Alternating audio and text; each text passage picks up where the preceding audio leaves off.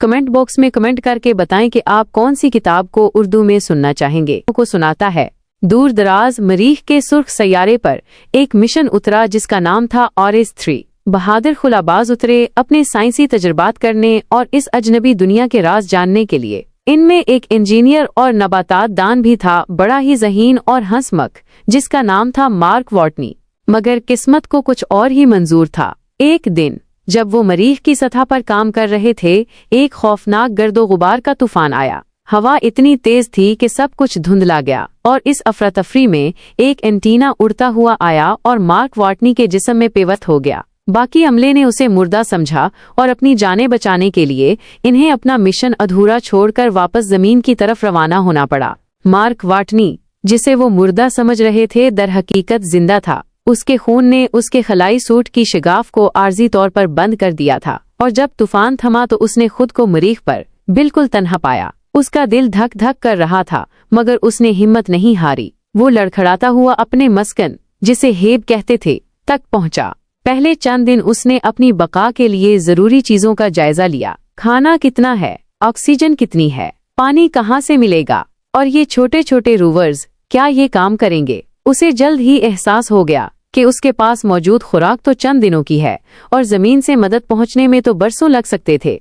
मगर मार्क वाटनी एक हार मानने वाला इंसान नहीं था। उसने अपनी साइंसी अकल को काम में लाया। उसने सोचा, अगर मैं यहाँ फंस गया हूँ तो मुझे खुद ही कुछ करना पड़ेगा। उसने हैब के अंदर एक छोटा सा बाग बनाने का फैसला किया। जमीन तो मरीख की थी, बंजर सी, मगर उसने अपने फिजले को और कुछ मरीखी मिट्टी को मिलाकर खाद बनाई और फिर वो आलू जो वो थैंक्स गिविंग के लिए लाए थे, उन्हें उसने बो दिया। पानी का मसला और भी बड़ा था, मगर वाटनी ने हार नहीं मानी। उसे याद आया कि उनके पास रॉकेट का कुछ बचा हुआ ईंधन है, हाइड्रोजन। उसने एक खतरनाक तजर्बा किया। उस हाइड्रोजन को जलाया और उससे बनने वाली भाप को जमा करके पानी हासिल किया। ये एक बड़ा खतरा था। एक छोटी सी गलती उसकी जान ले सकती थी और एक बार तो एक छोटा सा धमाका भी हुआ, मगर वो बच गया।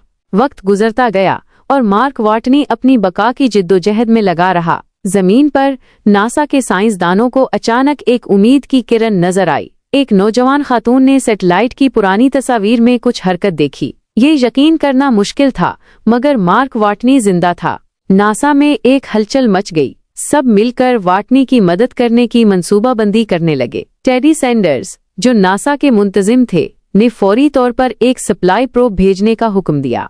इधर मरीख पर वाटनी को एक पुरानी चीज मिली, पाथफाइंडर, जो बरसों पहले मरीख पर भेजा गया एक नाकारा रोवर था। उसने अपनी इंजीनियरिंग की महारत से इस पुराने रोवर की मरम्मत की और किसी तरह जमीन से राब्ता कायम करने में कामयाब हो गया। शुरू में तो बस बाइनरी कोड में इशारे थे, जैसे कोई पुरानी टेलीग्राफ मशीन बोल रही हो। फिर आहिस्ता आहिस्ता उन्होंने एक ऐसा निजाम बनाया जिससे वो टेक्स्ट पैगामात भेज और वसूल कर सकते थे। वाटनी ने अपनी तमाम लॉग्स, अपनी बका की कहानी नासा को भेज दी। जमीन पर लोग वाटनी की कहानी सुनकर हैरान रह गए। हर कोई इसकी हिम्मत और जहानत की दाद दे रहा था। वो एक हीरो बन गया। पूरी दुनिया उसकी सलामती के लिए दुआगू थी। मगर मुसीबतें वाटनी का पीछा नहीं छोड़ रही थीं। एक दिन हैब का एयरलॉक फट गया और उसके अंदर की सारी हवा बाहर निकल गई। इसके साथ ही इसकी आलू की फसल भी तबाह हो गई, जो उसकी खुराक का वाहिद जरिया थी। एक बार फिर वाटनी मौत के मुंह में था, मगर उसने हिम्मत नहीं हारी। उसने हैब को दोबारा मुरम्मत किया, अगरचे अब उसके पास खाने का कोई जरिया नहीं था। नासा ने एक और सप्लाई प्रोब भेजने की कोशिश की, मगर बदकिस्मती से वो लॉन्च के फौरन बाद ही फट गई। अब उम्मीदें दम तोड़ रही थीं।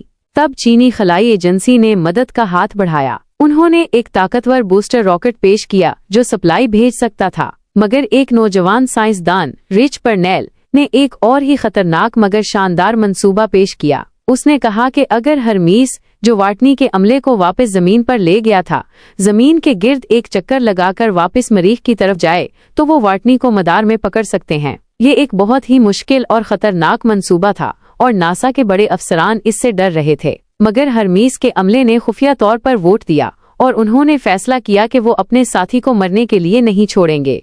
अब वाटनी को एक तवील और खतरनाक सफर करना था। इसे अरसट-4 के लॉन्च साइट तक पहुंचना था, जो वहां से 3200 किलोमीटर दूर था। उसने अपने रोवर में तरमीम की, इस पर मजीद सोलर पैनल्स लगाए, बैटरियों का निजाम बेहतर किया और अपनी जिंदगी बचाने के लिए जरूरी सामान लादा। रास्ते में उसे कई मुश्किलात का सामना करना पड़ा।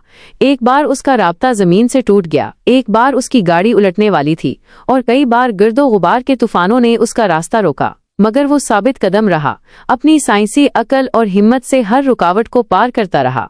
आखिरकार वो ऑरिस 4 के लॉन्च साइट पर पहुंच गया। नासा ने उसे हिदायत की कि वो मास्टर ऑफ आर्ट्स वी मरीख से वापस जमीन पर आने वाली गाड़ी को जितना हो सके हल्का कर दे। उसने इसके बहुत से गैर जरूरी हिस्सों को उतार दिया, यहाँ तक कि उसकी खिड़कियां भी निकाल दी। उसे एक छोटा सा कंट्रोल धमाका भी करना पड़ा ताकि वो इतनी ऊंचाई तक पहुंच सके जहां हरमीस उसे पकड़ सके।